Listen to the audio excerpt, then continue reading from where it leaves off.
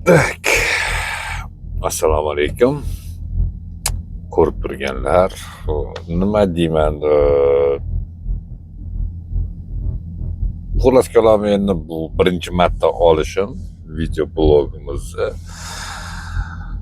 Так, Scania R450 2018-yilga tandem, kimlardir uchun parovoz 120 kubalik.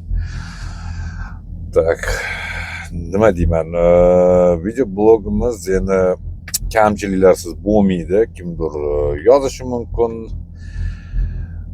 heyterlar deydi-ku. Bu blogerlik uchun emas, o'zim uchun va yo'l yuzidagi voqealar nimalar bo'lishini olish maqsadida do'stlarim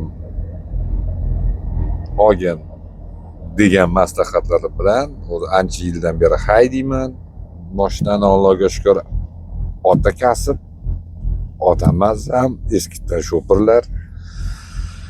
Oilaviy biz sho'pirlarga sulolasiga kiraman, Allohga shukr. Nima deb qolaman, hammaga, yo'ldagilarga, yo'lga chiqqanlarga eson omon oilasini bag'riga yetib kelsin. Uni og'irligini, qanchalar mashaqqat bilan kelishlarini man va bizga o'xshagan sho'pirlar biladi.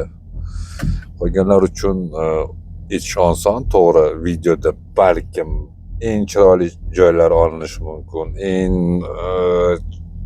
yaxshi shaharlar, lekin kadr ortidagi bo'layotgan narsalarni sho'pirlar biladi, nimalar bo'lishini. Xullas kalom, O'sh shahri, O'sh SVXsida turibman. Kelganimga 2 kun bo'ldi. Turkiyadan keldim, Bishkek O'sh. Oxirgi yukim shu yerga edi.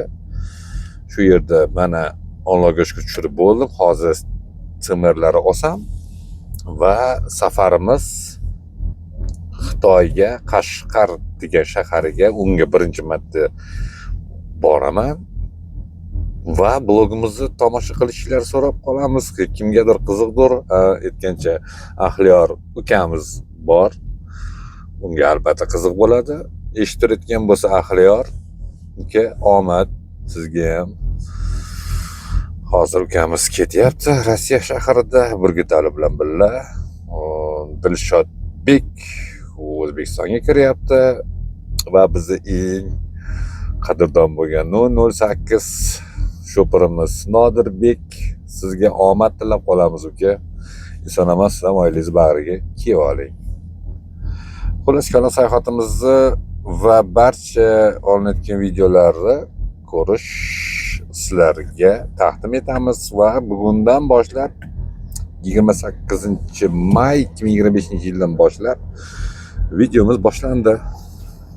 Kamchilik bo'lsa uzr, vaqtga qarab video qo'yamiz, sharoitga qarab hammasi sekin va astalik bilan boshlanadi.